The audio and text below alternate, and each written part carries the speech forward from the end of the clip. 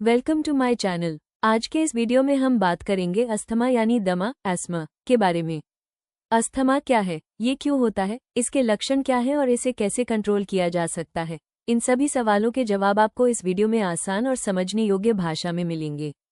अगर आपको या आपके परिवार में किसी को सांस की समस्या रहती है तो यह वीडियो आपके लिए बेहद जरूरी है। अस्थमा, दमा, एस्मा। दमा रोग या अस्थमा के लक्षण अक्सर तीव्र खांसी, घरघराहट और रोगी को सांस लेने में तकलीफ के साथ शुरू होते हैं। दमा के रोगी को नियमित रूप से अस्थमा के इलाज का पालन करने की आवश्यकता होती है। अस्थमा के उपचार में दवा, इन्हेलर या अस्थमा पंप और पल्मोनरी रिहैब, फुफ्फुसीय पुनर्वास पीआर शामिल हैं। एक फिजियोथेरेपिस्ट द्वारा निर्देशित पीआर न केवल अस्थमा ट्रीटमेंट के रूप में काम करता है, बल्कि अस्थमा, सीओपीडी और अन्य श्वसन रोगों के लिए रोकथाम में भी मदद करता है। इसमें अस्थमा के लक्षण, अस्थमा ट्रीटमेंट, अस्थमा इलाज, अस्थमा रोग यानी दमा का इलाज, दमा के लक्षण, एलर्जी अस्थमा का इलाज, ब्रोंकियल दमा के उपचार और दमा रोग की रोकथाम के लिए अस्थमा प्रबंधन के बारे में बताते हैं। What is asthma? दमा रोग अस्थमा एक ऐसी स्थिति है जिसमें आपके वायुमार्ग सूजकर संकीर्ण हो जाते हैं और अतिरिक्त बलगम का उत्पादन करते हैं। इससे सांस लेना मुश्किल हो सकता है और खांसी, घरघराहट और सांस की तकलीफ हो सकती है। कुछ लोगों के लिए अस्थमा एक मामूली परेशानी है, दूसरों के लिए यह एक बड़ी समस्या हो सकती है जो दैनिक गतिविधियों में दखल देती है और इससे दमा का खतरा पैदा हो सकता है। अस्थमा को पूरी तरह से ठीक नहीं किया जा सकता है, लेकिन इसके लक्षणों को निश्चित रूप से नियंत्रित किया जा सकता है। क्योंकि अस्थमा अक्सर समय के साथ बदलता है, यह महत्वपूर्ण है कि आप अपने लक्षणों को ट्रैक करने और आवश्यकतानुसार उपचार के लिए अपने चिकित्सक के साथ काम करें। अस्थमा के लक्षण मामूली से गंभीर और हर व्यक्ति के लिए भिन्न हो सकते हैं। आपको बार बार अस्थमा के दौरे पड़ सकते हैं, किसी एक निश्चित समय पर ही दमा के लक्षण दिखाई दे सकते हैं, जैसे कि व्यायाम करते समय या हर समय तकलीफ रह सकती है। अस्थमा के लक्षण क्या हैं? अस्थमा या दमा के लक्षण हैं: सांस चढ़ना, सांस फूलना, सीने में जकड़न या दर्द, सांस की तकलीफ, खांसी या घरघराहट के कारण नींद में परेशानी, सांस छोड़ते समय सीटी बजना या घरघराहट की आवाज आना, छाती में घरघराहट होना बच्चों में अस्थमा का एक सामान्य संकेत है। खांसी या घरघराहट के दौरे जो सर्दी या फ्लू जैसे वायरस द्वारा बढ़ जाते हैं, लक्षण जो इंगित करते हैं कि आपका अस्थमा संभवतः बिगड़ रहा है। अस्थमा के लक्षण जो बार बार और अधिक परेशान करते हैं: सांस लेने में बढ़ती कठिनाई, पीक फ्लो मीटर के साथ मापने योग्य, ये जांचने के लिए एक उपकरण का उपयोग किया जाता है कि आपके फेफड़े कितनी अच्छी तरह काम कर रहे हैं। त्वरित राहत के लिए अधिक बार अस्थमा इन्हेलर का उपयोग करने की आवश्यकता है। विभिन्न प्रकार के अस्थमा हो सकते हैं। कुछ लोगों के लिए अस्थमा के लक्षण कुछ स्थितियों में बिगड़ते हैं। उन्हें 3 प्रकारों में वर्गीकृत किया जाता है: व्यायाम से प्रेरित अस्थमा, जो हवा के ठंडे और शुष्क होने पर और भी बदतर हो सकता है। 1 व्यावसायिक अस्थमा, जैसे रासायनिक धुएं, गैसों या धूल से उत्पन्न अस्थमा। 2 एलर्जी अस्थमा, विशेष रूप से एलर्जी से उत्पन्न होता है, जैसे पालतू जानवरों की रूसी, तिलचट्टे या पराग। अस्थमा का सबसे अच्छा इलाज क्या है? अस्थमा ट्रीटमेंट सबसे अच्छा काम करता है जब अस्थमा के मरीज नियमित रूप से अपना इलाज करते हैं। अस्थमा का उपचार निम्नलिखित तरह से किया जाता है। 1 अस्थमा की दवा। अस्थमा की आपकी स्थिति के आधार पर चिकित्सक द्वारा सलाह के अनुसार दवाएं इन्हेलर्स या नेबुलाइजेशन के रूप में हो सकती हैं। आपके लक्षणों के अचानक ट्रिगर होने की स्थिति में कुछ त्वरित राहत दवाएं भी निर्धारित की जाती हैं। 2 जीवन शैली संशोधन। अस्थमा के उपचार में बहु-अनुशासनात्मक दृष्टिकोण शामिल है, क्योंकि यह न केवल फेफड़ों को प्रभावित करता है, बल्कि व्यक्ति के पूरे शरीर को भी प्रभावित करता है। इसलिए दीर्घकालिक नियंत्रण और आवर्तक हमलों की रोकथाम के लिए निम्नलिखित बिंदु सहायक हो सकते हैं: फुफ्फुसीय पुनर्वास, पल्मोनरी रिहैब, आहार संशोधन, गतिविधि स्तर बनाए रखना, एलर्जी से बचाव, व्यायाम, जोरदार गतिविधियों के साथ दवा की खुराक का समय, नियमित अंतराल पर गतिविधियां। 3 पल्मोनरी रिहैब। यदि आपको अपने दैनिक दिनचर्या को पूरा करने के दौरान सांस लेने में कठिनाई हो रही है या सांस लेने में तकलीफ हो रही है, तो पल्मोनरी पुनर्वसन विशेष रूप से बहुत मदद कर सकता है। यह आपके द्वारा व्यायाम करने की सक्षम मात्रा बढ़ाने में भी मदद कर सकता है। पल्मोनरी रिहैब कार्यक्रम रोगी के स्वास्थ्य में काफी सुधार करते हैं। सांस की तकलीफ कम करना, बीमारी को नियंत्रित करने के तरीके प्रदान करना और दैनिक गतिविधियों को पूरा करने की रोगी की क्षमता में सुधार करके, जैसे स्नान और ड्रेसिंग। अस्थमा के प्रबंधन में फिजियोथेरेपी की भूमिका। अस्थमा के हमलों और अस्थमा के लक्षणों को रोकने और इस प्रकार पुनः अस्पताल में भर्ती होने के प्रकरणों को कम करने के साथ साथ आपके जीवन की गुणवत्ता को बनाए रखने में पल्मोनरी पुनर्वास की अहम भूमिका होती है। दमा रोग के लिए फिजियोथेरेपी उपचार में क्या शामिल है? रोग और रोगी और रिश्तेदारों के लिए उचित परामर्श, सांस की तकलीफ को कम करने के लिए पदों के बारे में शिक्षा, व्यक्तिगत आवश्यकता और क्षमता के लिए उपयुक्त एवं अनुकूल व्यायाम, श्वास तकनीक और जल्दी थकान से बचने के लिए इसे अंग आंदोलनों के साथ समन्वय कराना, परिधीय कंडीशनिंग के लिए हाथों और पैरों की बड़ी मांसपेशियों के लिए मजबूत बनाने वाला व्यायाम, तीव्र हमलों के दौरान उपचार को अलग अलग स्थिति और सांस लेने की तकनीक द्वारा वायुमार्ग से कफ को साफ रखने पर ध्यान केंद्रित किया जाएगा। अस्थमा के लिए फिजियोथेरेपी कैसे मदद कर सकती है? आपका फिजियो आपके अस्थमा के शारीरिक प्रभावों का प्रबंधन करने में मदद करता है। आप कैसे सांस लेते हैं यह वास्तव में महत्वपूर्ण है। अस्थमा से पीड़ित कई लोगों को लगता है कि उन्हें अपने फेफड़ों में अधिक हवा लाने की आवश्यकता है। आप अपने मुंह के माध्यम से हवा को जल्दी अंदर और बाहर सांस लेने के लिए अपनी छाती की मांसपेशियों का उपयोग कर सकते हैं। यदि आप इसकी आदत बना लेते हैं तो आप थका हुआ और अस्वस्थ महसूस करना शुरू कर देंगे और अस्थमा के हमलों का शिकार हो सकते हैं।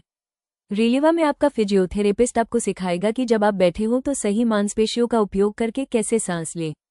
यह आपको आराम महसूस करने में मदद करेगा और आपने अपने अस्थमा के लक्षणों को बिगड़ने नहीं देगा। वे आपको व्यायाम करते में भी सांस लेना सिखाएंगे। आपका फिजियोथेरेपिस्ट आपको निम्न तरीके सिखाएगा। अपनी खांसी को कैसे नियंत्रित करें, बलगम से कैसे छुटकारा पाएं, अपने इन्हेलर का सही उपयोग कैसे करें, अस्थमा के हमलों से बेहतर तरीके से कैसे सामना करें, आपके लिए सही व्यायाम योजना कैसे काम करें, कैसे आराम करें ताकि आप आसानी से सांस ले सके। अस्थमा के लिए घरेलू उपचार के लिए टिप्स। अस्थमा को ठीक नहीं किया जा सकता है, लेकिन इसके लक्षणों को निश्चित रूप से नियंत्रित किया जा सकता है। अपने अस्थमा को बेहतर तरीके से प्रबंधित करने के लिए यहाँ कुछ सुझाव दिए गए हैं। ये डूज और डोंट्स आपको दमा के हमलों को रोकने में मदद करेंगे और ऐसा होने पर उन्हें बेहतर तरीके से प्रबंधित करेंगे। अस्थमा के प्रबंधन के लिए ऐसा करें। अपनी दवा का पालन करें। यदि आप अपने अस्थमा की दवा को उस तरीके से लेते हैं जिस तरह से आपका डॉक्टर आपको बताता है, तो यह आपको बेहतर महसूस करने की अनुमति देगा। अपने लक्षणों के बारे में सावधान रहें। अपने सीने में सांस की तकलीफ या जकड़न जैसे शुरुआती चेतावनी संकेतों पर ध्यान देने से आपको अपने अस्थमा के लिए त्वरित कार्रवाई करने में मदद मिलेगी। अपने अस्थमा एक्शन प्लान का पालन करें। अपने डॉक्टर के साथ अपनी कार्य योजना पर चर्चा करना सुनिश्चित करें, जो आपको अच्छे अस्थमा नियंत्रण के लिए मार्गदर्शन करेगा। शांत रहें। अस्थमा का दौरा पड़ने पर शांत रहें। अपने पीक फ्लो जोन को जानें। पीक फ्लो मीटर का उपयोग आपकी श्वास की जांच के लिए किया जाता है और ये रीडिंग आपको ये जानने की अनुमति देते हैं कि आप कैसे सांस ले रहे हैं। ये समस्याओं को जल्दी संकेत दे सकता है और सांस लेने में परेशानी से बचने में मदद कर सकता है। अपने अस्थमा ट्रिगर से बचें। अस्थमा ट्रिगर्स को जानें और उन ट्रिगर्स से दूर रहें जो आपके अस्थमा को भड़कते या खराब करते हैं। सही लोगों से बात करें। अपने डॉक्टर से बात करें। अस्थमा और नियंत्रण के बारे में अपने परिवार, स्कूल या दोस्तों से बात करें। उन्हें आपकी मदद करने दें। अस्थमा के प्रबंधन के लिए ऐसा न करें। देरी न करें। उन संकेतों को जानें जब आपका अस्थमा बिगड़ रहा है। जल्दी से कार्रवाई करो। जितनी तेजी से आप कार्य करेंगे, उतनी ही तेजी से आप अपनी स्थिति पर नियंत्रण हासिल करेंगे। धुएं के आसपास न रहें। धूम्रपान बढ़ता है और अस्थमा बिगड़ता है। व्यायाम करना बंद न करें। अपने चिकित्सक से व्यायाम, खेल और अन्य गतिविधियों के बारे में पूछें। फिट रहने से आपको स्वस्थ रहने में मदद मिलेगी। ग्रीष्मकालीन और शरद ऋतु के दौरान विंडोज न खोलें। एलर्जी के मौसम के दौरान पराग को अपने घर या कार में प्रवेश करने से रोकें। जब पराग की गिनती अधिक हो, सुबह 10 बजे से शाम 4 बजे तक घर के अंदर रहने की कोशिश करें। ताज़ा कटी घास से बचें। अपने बेडरूम में पालतू जानवर न रखें। पालतू जानवरों के साथ स्मार्ट बनें। कालीन और कपड़े से ढके हुए फर्नीचर से डैंडर, जानवरों के फर फंस जाएंगे और आपको परेशानी होगी। क्योंकि अस्थमा अक्सर समय के साथ बदलता है, यह महत्वपूर्ण है कि आप अपने अस्थमा के लक्षणों को ट्रैक करने और आवश्यकतानुसार उपचार को समायोजित करने के लिए अपने डॉक्टर के साथ काम करें। यहाँ अस्थमा रोगियों के लिए एक आसान सूची दी गई है जो उन्हें हर समय तैयार रखेगी। यात्रा के दौरान हमेशा अपने इन्हेलर को अपने साथ रखें। जितना हो सके अपने आप को सक्रिय रखें। नियमित व्यायाम करें। चेस्ट फिजिशियन के साथ नियमित फॉलोअप करते रहें।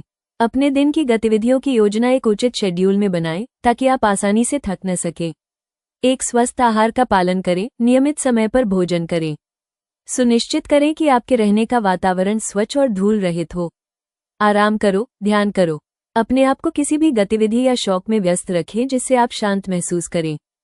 अस्थमा की रोकथाम के लिए टिप्स। अनुमानित 300 मिलियन प्रभावित व्यक्तियों के साथ अस्थमा दुनिया भर में सबसे आम पुरानी बीमारियों में से एक है। हालांकि प्रभावी दवाएं उपलब्ध हैं, कई देशों में अस्थमा लाइलाज है और कई रोगियों के लिए इसे नियंत्रित करना मुश्किल है। इसीलिए जान लें कि अस्थमा की बीमारी को पूरी तरह से ठीक नहीं किया जा सकता है, लेकिन इसे प्रभावी रूप से नियंत्रित किया जा सकता है। अस्थमा के कारणों के बारे में खुद को शिक्षित करना और अस्थमा के जोखिम कारकों को समझना, यह अस्थमा के प्रबंधन के लिए सही विकल्प बनाने और जीवन की गुणवत्ता में सुधार करने में मदद करेगा। आश्चर्यजनक रूप से, सही रोकथाम किसी व्यक्ति में अस्थमा की स्थिति को अत्यधिक प्रभावित कर सकती है। अस्थमा से बचाव के लिए यहाँ कुछ घरेलू उपाय दिए गए हैं। उन चीजों को जानें जो आपके अस्थमा को ट्रिगर करती हैं और जहां तक संभव हो उनसे बचें। बेडरूम में पालतू जानवरों को न रहने दें। उन जगहों से बचें जहां धुआं है। साथ ही पैसिव स्मोकिंग से दूर रहें। घर की सफाई के लिए मजबूत रसायनों के उपयोग से बचें। धुएं और मजबूत खुशबू अस्थमा को ट्रिगर कर सकती है। अत्यधिक जलवायु वाले स्थानों से बचें। बहुत गर्म या बहुत नम मौसम आपकी स्थिति खराब कर सकता है। किसी भी संक्रमण से आपकी सांस फूल सकती है। खांसी और जुकाम होने पर भी तुरंत डॉक्टरों से सलाह लें। नियमित अंतराल पर इन्फ्लुएंजा, निमोनिया के लिए अपने आप को टीकाकरण करें। अगर अस्थमा यानी दमा से जुड़ी यह जानकारी आपके लिए उपयोगी रही हो तो वीडियो को लाइक जरूर करें ताकि यह जानकारी ज्यादा से ज्यादा लोगों तक पहुंच सके। इस वीडियो को अपने परिवार, दोस्तों और उन लोगों के साथ शेयर करें जो सांस की तकलीफ, सीने में जकड़न, खांसी या एलर्जी जैसी समस्याओं से परेशान हैं। अगर आप चाहते हैं कि आपको अस्थमा, एलर्जी, सांस से जुड़ी बीमारियों और आयुर्वेदिक व घरेलू उपचारों की सही, भरोसेमंद और आसान भाषा में जानकारी मिलती रहे तो अभी हमारे चैनल को सब्सक्राइब करें और साथ में बेल आइकॉन को दबाना न भूलें ताकि हमारी हर नई वीडियो का नोटिफिकेशन सबसे पहले आपको मिले। आपका एक लाइक, शेयर और सब्सक्राइब हमें और बेहतर हेल्थ कंटेंट लाने के लिए प्रेरित करता है। धन्यवाद। स्वस्थ रहें, सुरक्षित रहें।